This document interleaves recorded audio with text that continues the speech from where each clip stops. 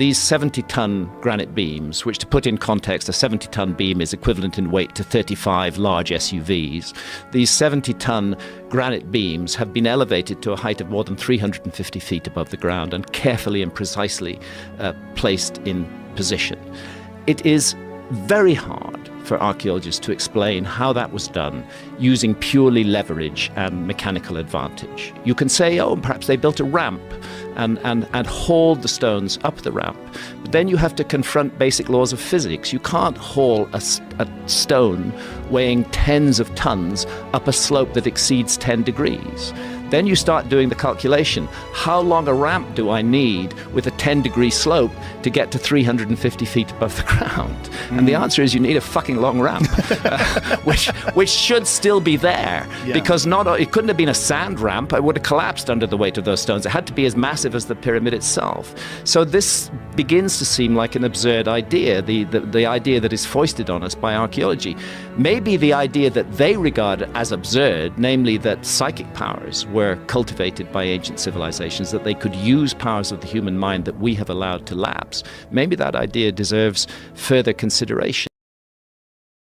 A lot of people are like, finding Hitler, get the fuck out of here. They found Hitler, he died. Yeah, I mean, not really. We don't know. Right. I mean, this isn't like Ancient Aliens. This is they declassified a bunch of documents. The Israelis, the British, and the Germans and Americans in the past 20 years have been consistently declassifying documents, and there were a bunch of specifically FBI documents that we were spending millions and millions of dollars actively searching for Hitler after the war, as was... Really? Yeah, like millions of dollars.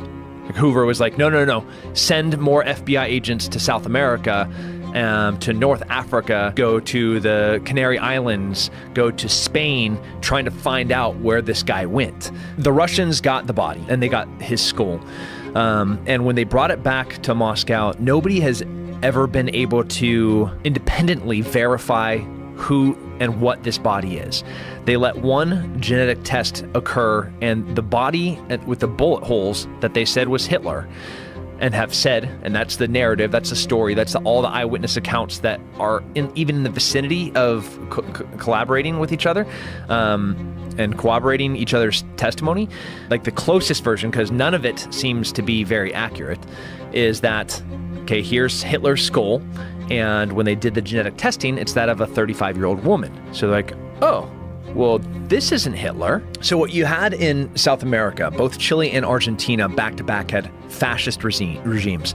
You had Perón, who was part of the Nazi party starting all the way back into the mid-30s. He's the president of Argentina.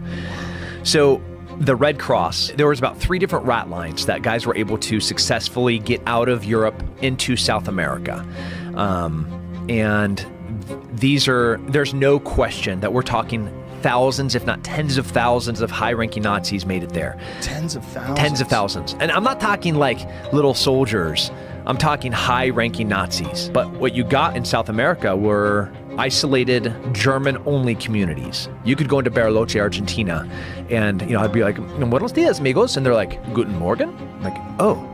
Yeah, I meant good morning. Yeah, sorry. It's 2017, right? I thought we spoke Spanish here. So in 2017, you were there and they were speaking German. Yeah.